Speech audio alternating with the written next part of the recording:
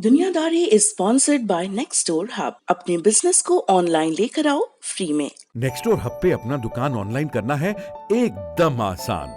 नेक्स्टडोर hub आपको अपने शहर में और अधिक उपभोक्ताओं तक पहुंचा देता है, आपको अपना बिजनेस बढ़ाने में मदद करता है। नजदीकी दुकान से खरीदना अब पहले से भी होगा आसान। हम हैं Nextdoor hub, local online shopping platform.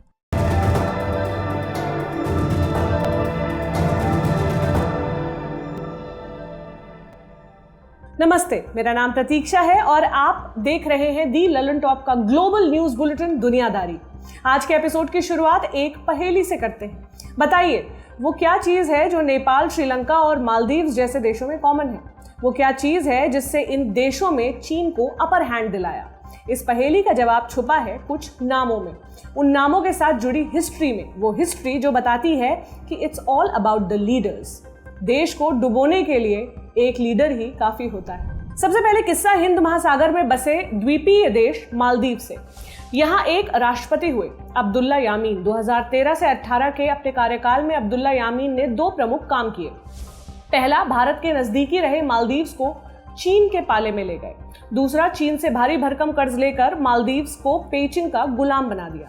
उन्होंने मालदीव्स की करीब 17-18% जमीन लीज पर चीन को दे दी। मालदीव्स को चीन के कर्ज जाल में फंसाने के बदले उन्होंने खुद भी खूब पैसा कमाया।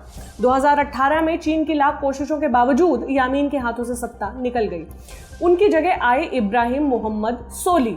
नई सरकार ने यामीन पर भ्रष्टाचार का मुकदमा चलवाया। मनी लॉन्ड्रिंग के केस में यामीन को 5 साल की सजा सुनाई गई। यामीन खुद तो गए, मगर मालदीव्स पर करीब 22,500 करोड़ रुपए का कर्जा लाद गए। अब्दुल्ला यामीन की ही कैटेगरी में आते हैं महिंदा राजपक्षे। 2005 से 2015 के बीच बतौर राष्ट्रपति 2 कार्यकाल पूरे किए राजपक्षे ने। उनकी सत्ता चीन के लिए बहुत शुभ रही। राजपक्षे चीन से कर्ज मांगते जाते और चीन कर्ज देता जाता। श्रीलंका के सिर पर चीन का कर्ज हो गया करीब 83,000 करोड़ रुपया। इसी कर्ज के कारण दिसंबर 2017 में श्रीलंका को अपना हम्बनटोटा बंदरगाह चीन के सुपुर्द करना पड़ा। नवंबर 2019 में राजपक्षे दोबारा पीएम बन गए। आशंका है कि हम्बनटोटा की तरह आगे भी श्रीलंका को अपनी संप्रभुता चीन के हाथों गिरवी रखनी पड़ेगी। हमने एपिसोड की शुरुआत में कहा था, this story is all about the leaders. ऐसे लीडर जो अपने हित मजबूत करने के लिए अपने देश को चीन के डेट ट्रैप में फंसा रहे हैं। इस कैटेगरी में अगली एंट्री है खड्ग प्रसाद शर्मा ओली, नेपाल के मौजूदा प्रधानमंत्री, जिन्होंने 28 जून को भारत पर इल्जाम लगाया। बोले भारत उन्हें सत्ता से हटाने की साजिश रच रहा है। ओली ने कहा, हाल के दिनों में हो रही बौद्धिक चर्चाएं, नई दिल्ली से आ रही मीडिया रिपोर्ट्स, नेपाल स्थित भारतीय दूतावास की गतिविधियां और काठमांडू के अलग अलग होटल्स में हो रही मीटिंग्स, इन सबको देखते हुए ये समझना कतई मुश्किल नहीं कि मुझे सत्ता से हटाने की सरेआम साजिश रची जा रही है, मगर साजिश करने वाले कामयाब नहीं होंगे। ये पहली बार नहीं जब ओली ने भारत विरोधी बयान दिया हो। वो पिछले कई महीनों से लगातार भारत विरोधी बातें कर रहे हैं। जानकारों के मुताबिक जिस अनुपात में ओली की जमीन खिसक रही है, उसी अनुपात में वो भारत विरोधी एजेंडे पर भार चढ़ा रहे हैं। भारत विरोध की उनकी इस पॉलिटिक्स का कारण क्या है? ओली किस तरह नेपाल की संप्रभुता को दांव लगा रहे हैं? इस एपिसोड में आपको इन सारे सवालों का जवाब मिलेगा। ये कहानी शुरू हुई 2015 में। इस साल सितंबर महीने में नेपाल को उसका नया संविधान मिला। इसके बाद देश में चुनाव हुए। इसी चुनाव में जीतकर पहली बार प्रधानमंत्री बने केपी शर्मा ओली। तारीख थी 11 अक्टूबर 2015। करीब 10 महीने लंबे ओली के इस कार्यकाल में 2 मुख्य घटनाएं हुई। दोनों ऐसी घटनाएं जिनमें आपस में गहरा राब्ता था। क्या थी वो घटनाएं? पहला, सितंबर 2015 में शुरू हुआ इकोनॉमिक ब्लॉकेड। दूसरा, नेपाल की चीन से बढ़ती नजदीकियां। शुरुआत करते हैं इकोनॉमिक ब्लॉकेड से। इसके लिए आपको नेपाल का भूगोल समझना होगा। नेपाल एक लैंडलॉक देश है, माने इसकी सीमाएं चारों तरफ से विदेशी जमीनों से घिरी हैं। स्वतंत्र कारोबार के लिए इसके पास अपना कोई समुद्री तट नहीं है, यानी इसे कारोबार और जरूरी सप्लाई के लिए अपने पड़ोसी देशों पर निर्भर रहना होगा। पड़ोसी देश माने भारत और चीन। भारत का नाम पहले लिया क्योंकि भारत के साथ इसकी सबसे लंबी सीमा है, करीब 1850 किलोमीटर लंबी। ये सीमाएं जुड़ी है 5 भारतीय राज्यों से। ये राज्य हैं बिहार, पश्चिम बंगाल, सिक्किम, उत्तर प्रदेश और उत्तराखंड, यानी दक्षिण, पूरब और पश्चिम तीनों दिशाओं में भारत। उत्तर की दिशा में नेपाल से सटा है तिब्बत, जिस पर अभी चीन का कब्जा है। इस भौगोलिक स्थिति के कारण कई मामलों में भारत पर निर्भर है नेपाल। इस निर्भरता के फायदे भी हैं और नुकसान भी। फायदा ये कि नेपाल और भारत बहुत पुराने दोस्त हैं, सांस्कृतिक जुड़ाव है दोनों के बीच। करीब 80 लाख नेपाली नागरिक भारत में काम करते हैं। उनके करीब 32,000 गोरखा सिपाही भारतीय सेना का हिस्सा हैं। ये फायदा था। अब नुकसान पर आते हैं। पेट्रोल डीजल से लेकर गैस और अनाज, सारी जरूरी चीजों की सप्लाई के लिए भारत पर निर्भर रहता है नेपाल। ऐसे में अगर भारत नाराज हो तो नेपाल के लिए मुसीबत है। 2015 में भी ऐसा हुआ। नेपाल के तराई इलाकों में मधेशी आबादी रहती है। मधेशी अधिकारों के प्रति भारत की हमदर्दी है।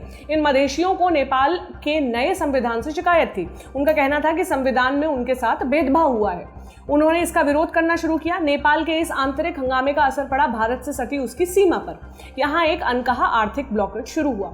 सप्लाई लेकर नेपाल जाने वाले ट्रक सीमा के पार खड़े रहे। इसी साल अप्रैल में नेपाल के अंदर एक बड़ा भूकंप आया था। नेपाल को जरूरी सप्लाई की सख्त जरूरत थी। इतनी डेस्परेट स्थिति में हुए इकोनॉमिक ब्लॉकेड ने वहां जरूरी चीजों की किल्लत पैदा कर दी। नेपाल में भारत के लिए नाराजगी बढ़ी और इस नाराजगी ने पिछले कुछ समय से करीब आ रहे नेपाल और चीन के बीच नजदीकियां बढ़ा दी। ये नजदीकियां बढ़ाने के आर्किटेक्ट बने प्रधानमंत्री ओली। उन्होंने मार्च 2016 में चीन के साथ व्यापारिक संधि की। तिब्बत को सेंट्रल नेपाल से जोड़ने वाले रेलवे लिंक को मंजूरी दी। 2015-16 के बीच नेपाल में जितना विदेशी निवेश हुआ उसका करीब 42% अकेले चीन ने किया। पश्चिमी सोती बांध, पोखरा एयरपोर्ट, ऊपरी त्रिशूली पनबिजली परियोजना, ऐसे कई इंफ्रास्ट्रक्चर और ऊर्जा प्रोजेक्ट्स में चीन की फंडिंग आई। साथ साथ चीन के बेल्ट एंड रोड इनिशिएटिव में भी नेपाल शामिल हो गया। मगर फिर जुलाई 2016 में ओली की कुर्सी चली गई। नेपाली कांग्रेस पार्टी और communist party of Nepal Maoist के प्रेशर में उन्हें इस्तीफा देना पड़ा। इस्तीफे की वजह थी शिकायतें। विपक्षियों का कहना था कि ओली नए संविधान पर जारी गतिरोध को खत्म करने में नाकाम रहे हैं। मगर इन आरोपों से इतर ओली का कहना था कि उन्हें भारत ने हटवाया है। अगस्त 2016 में सत्ता से निकले ओली की वापसी हुई फरवरी 2018 में। वो फिर से नेपाल के प्रधानमंत्री बने। ओली के जीतने की मुख्य थीम थी राष्ट्रवाद। उनकी कम्युनिस्ट पार्टी ने भारत विरोधी अभियान पर जोर दिया। नेपाल को चीन के करीब लाने का वायदा किया। ओली और चीन की आपसी अंडरस्टैंडिंग के कारण चीन ने नेपाल में हाथ खोलकर निवेश करना शुरू किया। ये दोस्ती कितनी मजबूत है इसका नजारा दिखा अक्टूबर 2019 में। इस महीने चीन के राष्ट्रपति शी चिनफिंग नेपाल दौरे पर आए। 1996 में जियांग जेमिन की नेपाल यात्रा के बाद ये पहली बार था जब चीन के राष्ट्रपति ने नेपाल में कदम रखा था। इस यात्रा के दौरान दोनों देशों में करीब 20 बड़े समझौते हुए।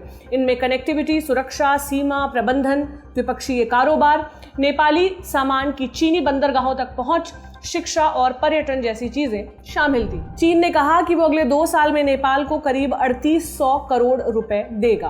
तो ये हुई ओली की प्रो चाइना पॉलिसी। अब समझते हैं कि भारत के प्रति उनका विरोध दिनों दिन बढ़ क्यों रहा है। ओली के इस एंटी इंडिया स्टैंड में एक दिलचस्प संयोग है। कैसा संयोग? ये संयोग है आनुपातिक।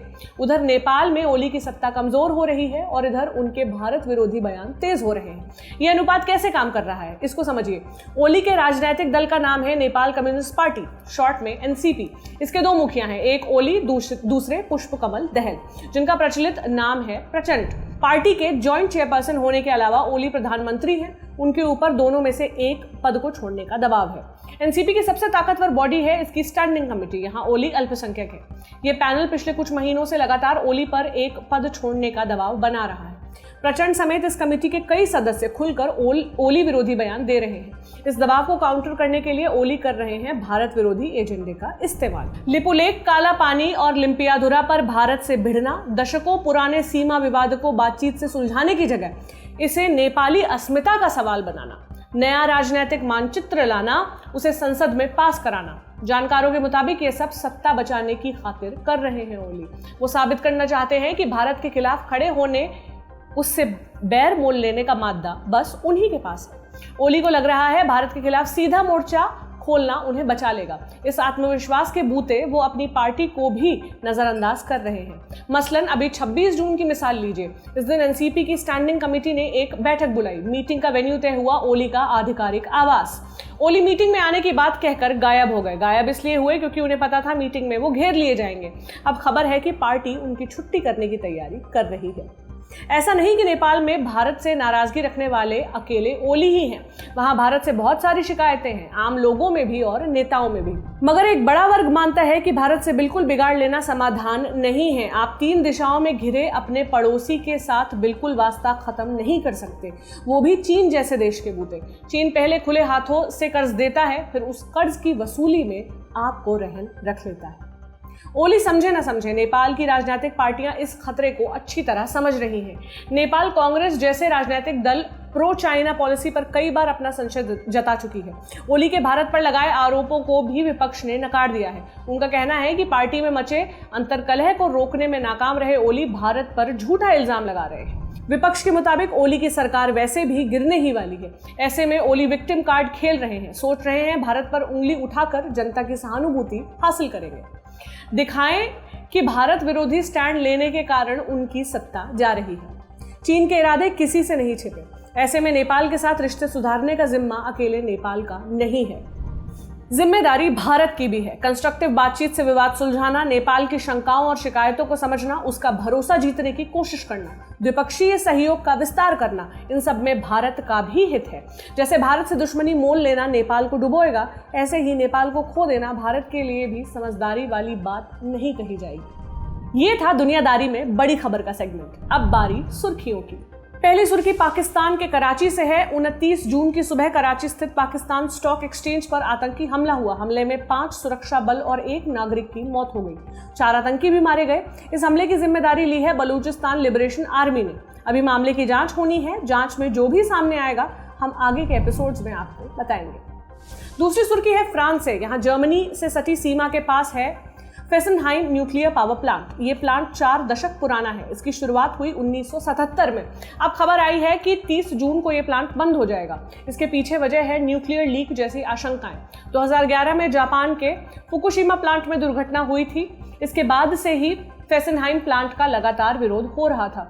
जर्मनी भी लंबे वक्त से इस प्लांट को बंद करने की अपील कर रहा था। तीसरी सुर्खी है नाइजीरिया से। यहाँ एक हफ्ते में 9 सैनिकों समेत 11 लोग मारे गए हैं। इस हमले के पीछे आतंकी संगठन बोको हराम का हाथ होने की आशंका है। सुरक्षा एजेंसी के मुताबिक हमले के बाद कई और भी नागरिक लापता हैं। संदेह है कि ये गायब लोग या तो मारे गए या अगवा कर लिए गए। ये थी सुर्खियां। अब बारी हमारे तारीख सेक्शन की। आज तारीख है 29 जून। इस तारीख का इतिहास जुड़ा है एक हत्याकांड से। एक हत्याकांड जिसमें दिन दहाड़े देश के राष्ट्रपति को गोली मार दी गई। ये घटना है अल्जीरिया की। साल था 1992 और हत्याकांड का शिकार हुए थे अल्जीरिया के तत्कालीन राष्ट्रपति मोहम्मद बोदियाफ। मगर ये हत्या क्यों हुई, इसे समझने के लिए हमें अल्जीरिया की हिस्ट्री समझनी होगी। 1962 से पहले फ्रांस की कॉलोनी था। फ्रांस से आजाद होने के लिए अल्जीरिया ने काफी संघर्ष किया। इस संघर्ष के एक नायक थे बोदियाफ। उन्हें अपने देश में नेशनल हीरो की तरह देखा जाता था। जब देश आजाद हुआ तो लगा बोदियाफ इसके लीडर बनेंगे, मगर उन्होंने सरकार का हिस्सा बनने से इनकार कर दिया। अपने साथियों से मतभेद के कारण वो देश से दूर मोरक्को में जाकर रहने लगे। उधर बोदियाफ मोरक्को गए, इधर उनकी पार्टी नेशनल लिबरेशन फ्रंट सेना के सहयोग से सरकार चलाने लगी। फिर आया 1991 का साल। अल्जीरिया की radical Islamic party Islamic salvation front चुनाव जीत गई। लगा अब अल्जीरिया कट्टरपंथ की राह चलेगा। इसी आशंका के मद्देनजर हो गया तख्ता पलट। इससे पहले कि इस्लामिक नेशनल फ्रंट सरकार बनाती, सेना ने उसे किनारे कर दिया। मगर इस सरकार का चेहरा किसे बनाया जाए, ये बड़ा सवाल था। ऐसे में सामने आया बोदियाफ का नाम। एक तो वो लोकप्रिय थे, दूसरा इस्लामिक कट्टरपंथ के विरोधी भी थे। तीसरी बात यह थी कि उनकी छवि भी साफ सुथरी थी। इन्हीं कारणों से सेना ने तख्ता पलट के बाद राष्ट्रपति के पद के लिए बोदियाफ का नाम चुना। 16 जनवरी 1992 को बोदियाफ की ताजपोशी हो गई। बोदियाफ के साथ एक दिक्कत थी, इतने लंबे समय तक देश के बाहर रहने के कारण अल्जीरिया की नई पीढ़ी उन्हें उतना नहीं जानती थी। जनता तक पहुंच बनाना जरूरी था। ऐसे में राष्ट्रपति बनने के करीब 5 महीने बाद बोदियाफ पहुंचे अन्नाबा शहर एक चुनावी रैली को संबोधित करने। राष्ट्रपति बनने के बाद यह पहला मौका था जब बोदियाफ राजधानी अल्जियर्स के बाहर निकले थे। राजधानी के बाहर की उनकी ये पहली यात्रा आखिरी साबित हुई।